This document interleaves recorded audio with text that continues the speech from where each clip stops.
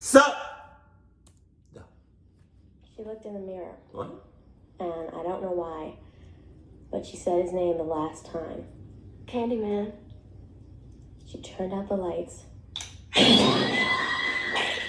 What the hell? I'd be so scared. Like, I'm pretty sure this is fake. But I'd be so scared to do this shit in a bathroom. All lights cut off.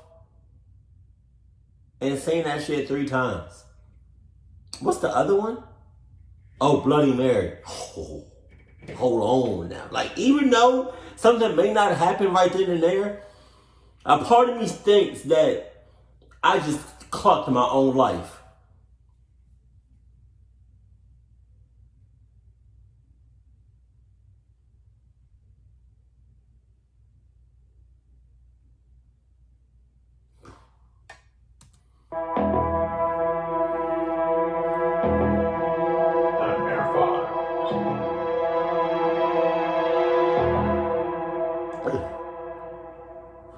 In 1992, the world was introduced to a new legend.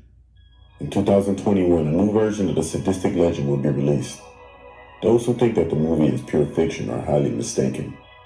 The real stories behind the legend may not be supernatural, but they are just as chilling as anything the movie could ever depict. These are the true stories behind the iconic movie, Candyman.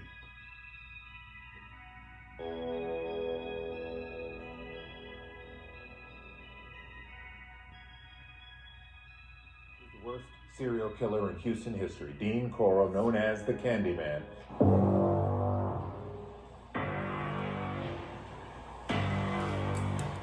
Okay, that's another thing. I don't understand what people, when people make up these names, I don't understand what these names have to do with anything with the situation or the person itself. Candyman. I mean, not Candyman. The serial killer, right? What does serial have? No, I think I know.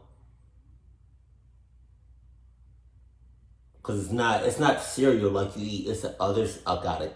Never mind. I literally just got it as I was saying it out loud. Got you. Please do not explain it in the comment section. It's one of Houston's most coveted neighborhoods. Everything we did, we walked, we played outside. It's a terrible thing and it should have never taken place. They had no idea he was murdered by Dean Coral, a serial killer known as the Candyman.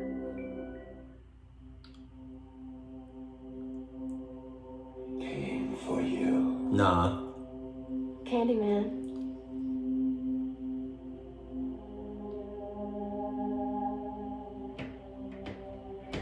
Please don't say it 2 more times. Because you just said Built it. in the middle part of the last century, the Grace Abbott homes, high-rises in Chicago, were home to a melting pot of people. You had drug addicts, those down in their luck, and the mentally ill, career criminals. They were all in the same place. On April 22nd, 1987 at 8:45 p.m., Ruthie Mae McCoy called the police in a panic. She told the operator that an intruder had threw her cabinet down. She was fearful that this intruder was out to get her and wanted the police to intervene. The operator, not able to really make sense of Ruthie's call, logged it as a disturbance with a neighbor and had a car attend the scene. Between 9:02 p.m. and 9:04 p.m., 2 other neighbors called the police, both reporting hearing gunshots in room 1109, Ruthie's apartment number. Police arrived at 9:10 p.m. They knocked on Ruthie's door and called her phone. No answer.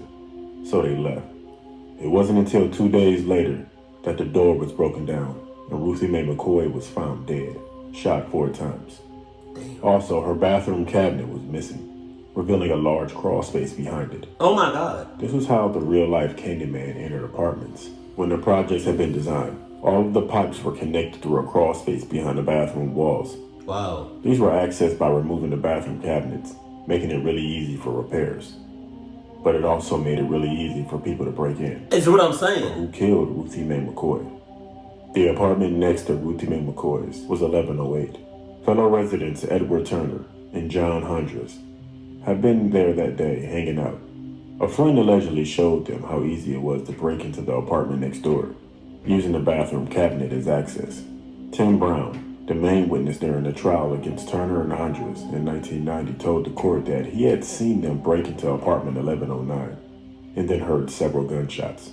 Turner and Andres then left through the front door of 1109 carrying a TV, a rocking chair before disappearing. A few hours later, they allegedly returned to clear up the spent shell casings from the apartment. Turner's girlfriend testified that later that night, he had bragged to her about shooting someone. Andres' girlfriend admitted that they had left her with a rocking chair and a TV for safekeeping. Edward Turner testified his own defense. He stated that he was in 1108 when he heard gunshots and ran down to the lobby. 30 minutes later, John Andres came down alone. Going back to 1108, they saw a TV sitting outside 1109 and a third man carrying a rocking chair out of Ruthie Mae's apartment. Turner took a look in and saw a dead body in the bedroom. At this point, the third man left the rocking chair and went away, leaving the TV and the rocking chair with Turner and Andres. Neither denied trying to stash the stolen items with others, but they sure denied killing Ruthie. With no physical evidence to tie them to the crime, they were acquitted and found not guilty. To this day, the real-life Candyman has never been caught. Thankfully, those projects have all been torn down. My ass! Corvette. Hop in the mud.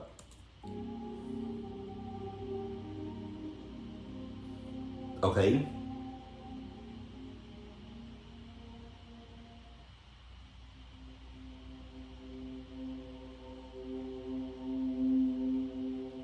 Right. To everyone in his Houston neighborhood, Dean Curl seemed like a decent, ordinary man. Shit. He was known for spending most of his time at the small candy factory that his mother owned.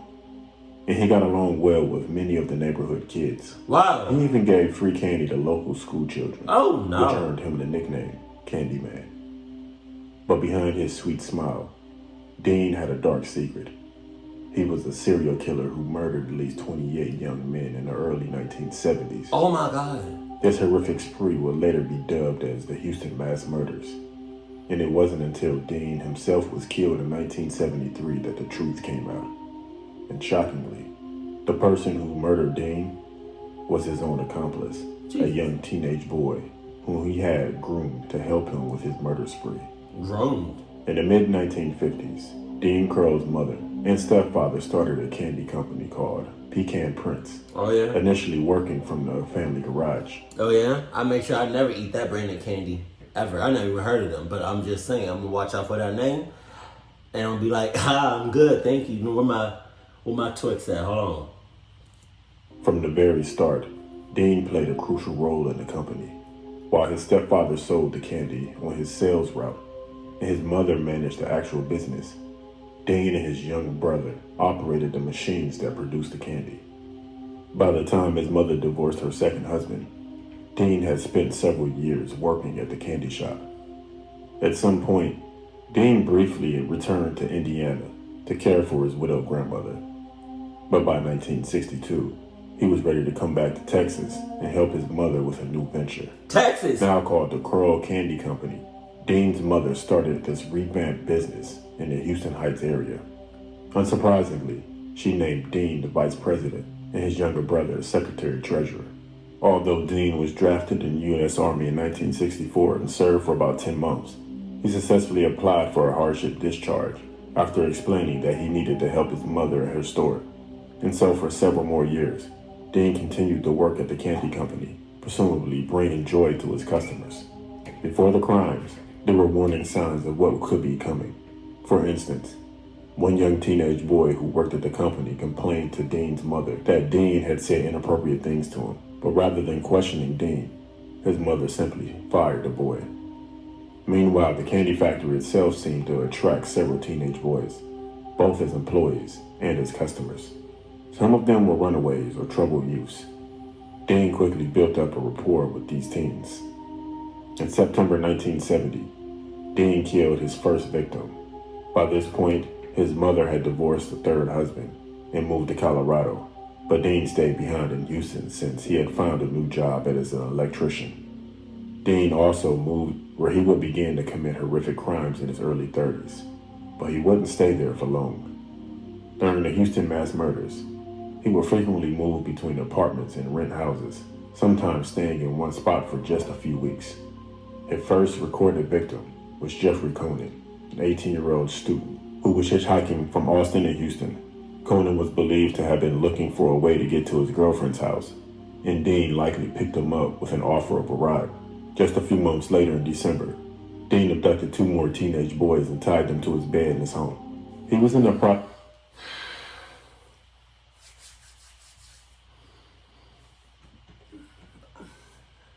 I mean this in the most nicest, almost non-disrespectful, and I mean no harm when I say this. But these kids that's getting abducted by Dean and some cluck ass, you're a dumbass. Like, why would you? Like, I understand that you may be going through something, right? But common sense makes you, come on, man. Come on. Oh my God. Of doing something horrific when suddenly one of his friends, Brooks, walked in on him. Dean then made some disturbing confessions to Brooks. One of the boys Brooks brought to Dean was Emerald Henley, because Brooks would always bring people to him.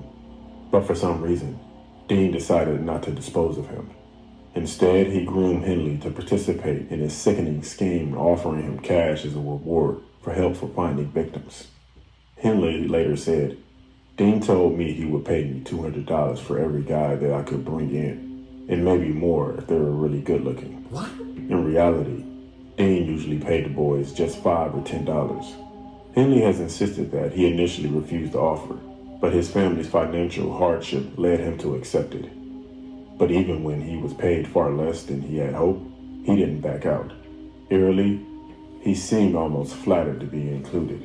Together, in the early 1970s, Brooks and Henley would help the Candyman killer by luring in his victims. Wow. The 3 used Dean's GTX muscle car or his white van to convince victims to come with them, using candy, alcohol, or drugs to get them inside.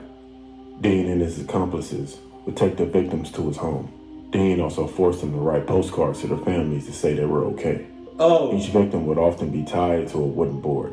Brooks would later describe Henley as being especially sadistic. After nearly 3 years and 28 known victims, Dean turned on Henley on August 8, 1973. On that day, Henley had lured in 2 teens, Tim Curley and Rhonda Williams, to Dean's house. Williams was the only girl known to have been targeted during the spree, but Henley later insisted that she wasn't targeted by him. Instead, they were supposedly all there to party. From drinking heavily to huffing paint to get high, they all fell asleep earlier than expected. When Henley woke up, he discovered that he was tied up alongside Curley and Williams, and Dean was screaming at Henley while waving his .22 caliber pistol, saying, "I'm gonna kill you, but first, I'll have my fun." Dean then carried Henley into the kitchen to let him know just how furious he was that he had brought a girl over at his home. Henley pleaded with Dean to untie him, saying that the 2 of them could kill both Williams and... Maybe I missed it, but why was it only boys? Why wasn't it just like boys and girls? Like, he got pretty upset, like furious, that he brought a girl over. Like, what? Like, I'm saying killing is just bad in itself, but like, why not both? Why not both genders? I don't understand. Curly together. Eventually, Dean did untie Henley and brought Curley and Williams into the bedroom to be tied up to the wooden board. In doing so, Dean needed to put his gun down. Williams, who survived the attack and only spoke publicly about it in 2013, recalled that Dean's behavior had visibly shaken something in Henley's mind. He stood at my feet and just all of a sudden told Dean this couldn't keep going on. He couldn't let him keep killing his friends, and that it had to stop. That's what she recalled. And then Dean looked up, and he was surprised. So he started getting up, and he was like, "You're not going to do anything to me." Then without another word, Henley shot Dean, killing him. Damn. And with that, the Houston mass murders by the Candyman finally came to an end. Based loosely, but definitely referenced, these were the true stories behind the iconic Candyman. God damn. What about Bloody Mary?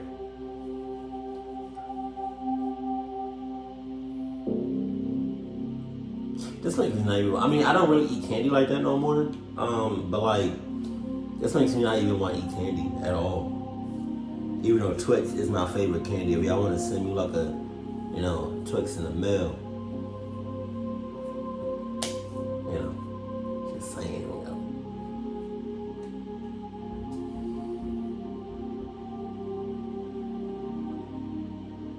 All right, Jesus.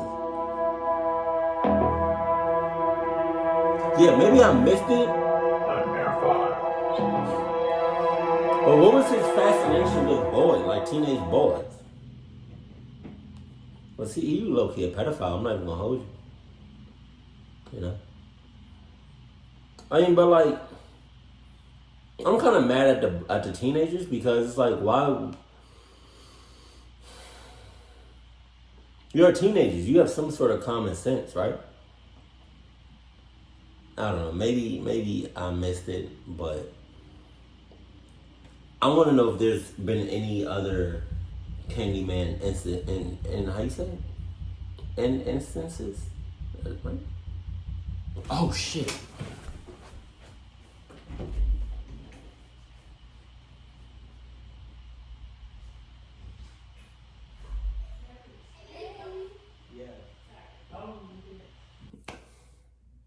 A lot of stuff just happened, and I don't know where I left off at, but keep it cool, keep it classy, and I love you. Stay happy, my family.